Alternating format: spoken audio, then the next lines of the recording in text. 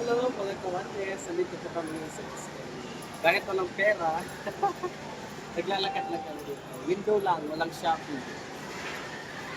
Ayan. Kasama namin ang aming butoy. Ayan. Window lang, walang shopping.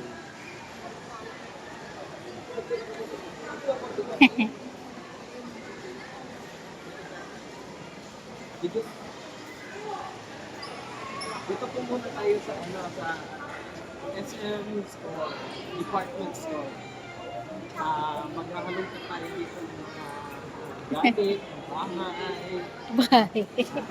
Pero hindi natin bibili. Wala tayong pambili. Saka na, pagka kumita na yung bibili kami. Kaya mag-like kayo, mag-follow, mag-share.